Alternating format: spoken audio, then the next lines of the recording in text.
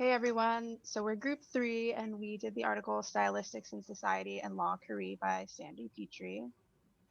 Hello, my name is Thomas Capps. My name is Courtney Ledford. I'm Sarah Pratt.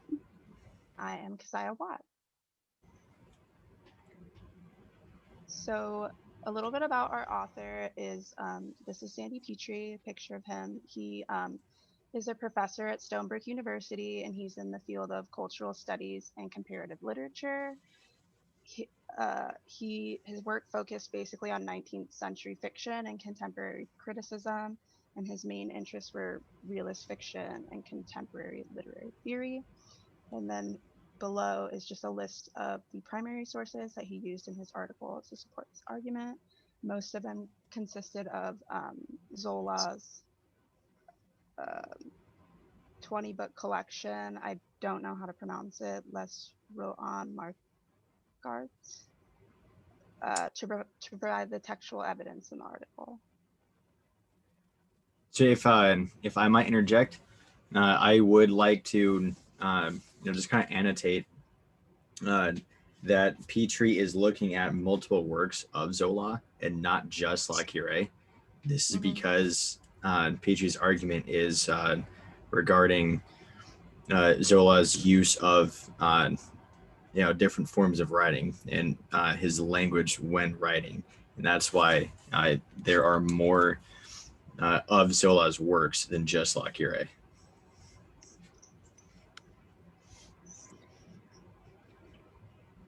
And Sandy Petrey's argument, his main point is that all of the structure of the kill represents Second Empire culture, and in Second Empire culture, people are dehumanized by rampant capitalism, and someone's humanity is something for sale.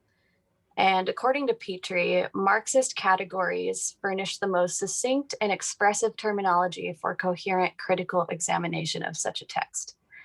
So Petrey is arguing that Zola wrote La Curée from a perspective that was very much influenced by Marxist ideas and categories, although they never worked together personally. And Marxist categories, what Petrey means by that is there are bourgeois who are also the capitalists, employers and owners of the means of social production, and proletariats.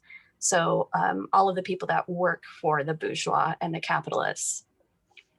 So the Second Empire imperialists, or the emperor and his supporters, René's family, and the community that they live in and interact in can be thought of as bourgeois capitalists. And Petrey goes on to say that in that kind of society, René's search for something different is doomed from the start because she's trying to find authentic values in an inauthentic society and find humanity in a society that dehumanizes.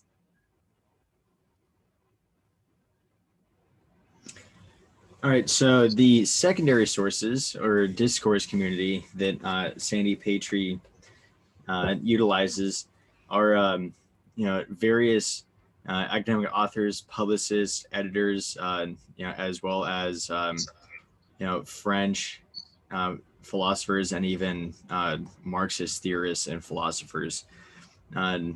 Although the main secondary source that he uses that are Marxist theorists aren't just Marxists. Like they are also either literary criticists or writers or something of some sort that gives them a different perspective, so to speak, within the writings from a Marxist standpoint. And that's why Sandy Petrey uses them for this particular article. Next. Petrey focuses on the literary devices used by Zola to better interpret the meaning of Zola's writing. By understanding the use of Zola's rhetoric, the reader can infer and make sense of the meaning behind Zola's choice of words in order to describe the 19th century Paris and its capitalistic society. The forms and styles Petrey uses to explain the symbolism in the kill is a social commentary. This commentary constructs a psychological narration that embodies political realities of the time. Zola's narrative of the relationship between Renee and Maxime relates to the historical social environment of the Second Empire, and this socially significant stylistic features are used to exemplify the events in the narration that link Renee's experiments in sensuality with the social physical setting they take place in. Next. One of the stylistic forms that Zola uses, and the Petrey argues, is syntax. And so what syntax is a set of rules that helps readers and writers make sense of sentences. It's also an important tool that writers can use to create various rhetorical or literary effects. Now, there are many different types of syntax. There isn't just one. And again, it's basically just a means of making sentences make more sense to people depending on how they are structured. For this example, this is a subject verb object sequence of a syntax. Zola chooses words that admit no human objects in certain contexts. For example, however, the fortune of the Siccards seemed to be at its peak. It blazed in the middle of Paris like a colossal bonfire. It was the hour when the ardent cure filled a corner of the forest with the barking of dogs, the cracking of whips, and the blazing of torches. Now, as you see, the first subject is fortune of Siccards. And then right after that, the verb that's utilized is blazed. And the object right after that is a colossal bonfire. And then again, he uses verb object right after each other to kind of get that take in people's brains. The focus is not the Siccards, it is the Siccards' fortune. The men who will fill the forest don't matter. The frenzied character of time is what matters, is what Petrey argues. Next. He also uses metaphors. Metaphor in speech is a word or phrase literally denoting one kind of object or idea is used in place of another to suggest a likeness or analogy between them, as is drowning in money. He quoted from the text. However, the fortune of the Siccards seemed to be at its peak. Sorry, I'm not going to read that again for you.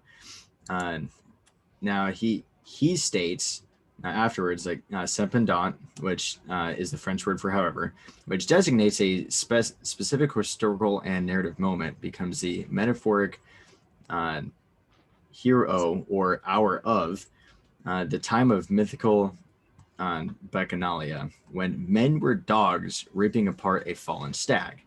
So that is, the metaphor, being used here, as in the, the text, the hour of, and then, fill the forest, the sound of barking dogs, striking whips, and such. The juncture of biography and social chronicle thus absorbs characters into the Second Empire's frenzy. But, and this is essential, as creates who are not men, grammatically, humanity becomes object, not agent. Those are Petrey's words, telling us that Zola uses this metaphor of men becoming rabid dogs, within this capitalistic society that the Second Empire has created. Next. So another stylistic form that Petrey uses is metonymy, and it's basically a form of figurative language where a word is replaced by something very close to its original meaning. So in this passage from the novel, it says the gallery was full of dress coats standing up and taking in low tones, and of petticoats spread out wide along the settees. So basically, instead of referring to the people as men and women, they were referred to as material possessions, such as dress coats or petticoats. This rhetorical device is used to dehumanize the characters and refers to them as the material possessions of the bourgeois.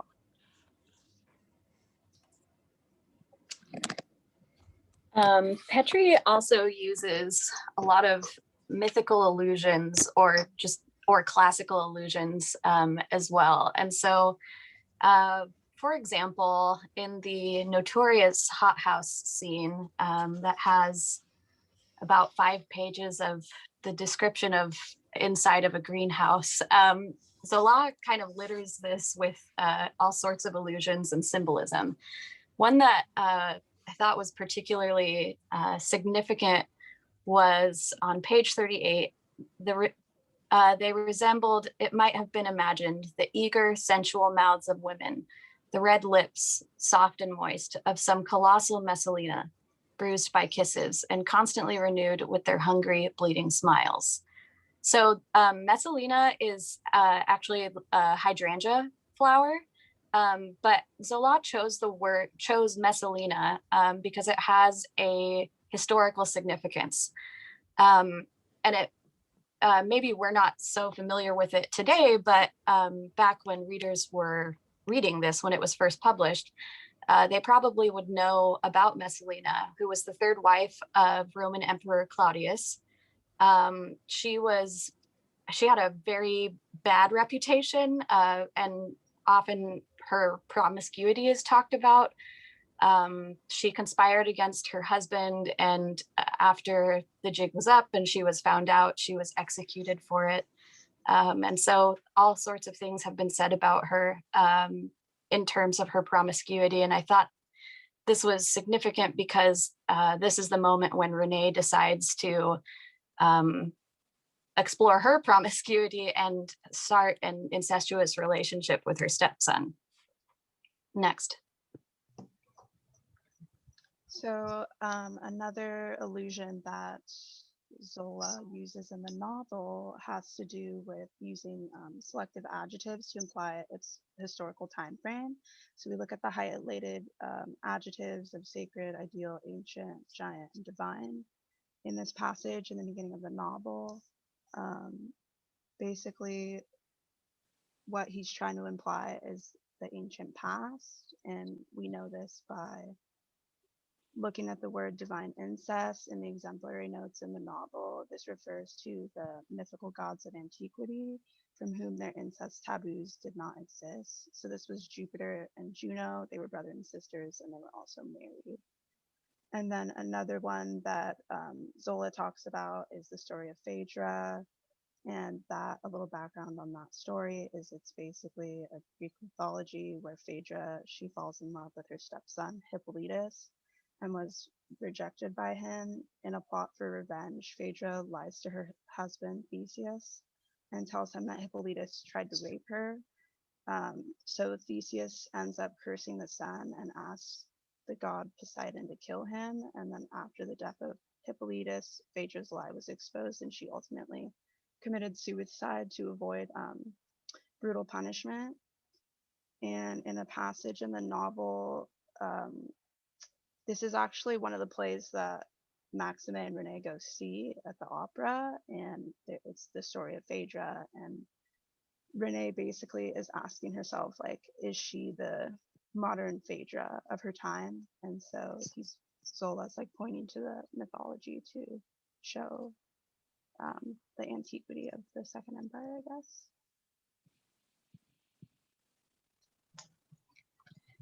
Petrey also describes Zola's use of oxymorons, which is a figure of speech that is contradictive and often used to elaborate a rhetorical point or to reveal a paradox, which often expresses some sort of truth out of absurdities. Zola uses this rhetoric device to convey opposing ideas to emphasize the absurdity of the Second Empire. An example of an oxymoron as written by Zola is Renee, satiated as she was, had a strange feeling of illicit desire at the sight of this landscape that had become unrecognizable, of this scrap of nature so worldly and artificial. And this is found on page 11 of the text. Zola shifts between nature and man-made creations to describe the ever-changing voids. This is an important quote as Zola highlights the paradox of swapping nature for artificial creations. Next. Lyrical imagery is also used. Imagery is a language used by an author to create an image in the reader's mind. More in-depth lyrical imagery may be described as imagery presented in a thoughtful and almost beautiful way.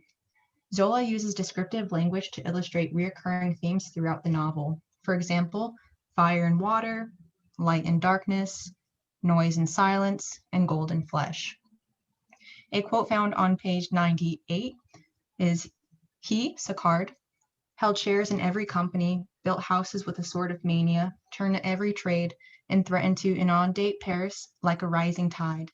And yet he was never seen to realize a genuine, clear profit, to pocket a big sum of gold shining in the sun.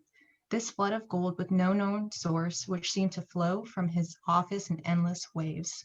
As highlighted on this slide, some examples of lyrical imagery in this quote depict the themes of water, light, and gold. For example, the mentions of like a rising tide, a big sum of gold shining, the reference to the sun, which is also the light, the flood of gold, and lastly, Zola alludes to the flood of gold as seeming to flow from his office in endless waves. Next. Okay, so kind of going back to one of Petrey's main points of Zola essentially telling the world about the corruption of the Second Empire as a capitalistic society. He mainly utilizes Georgy Lukács, I don't know how to correctly pronounce that, as well as Lucien Goldman as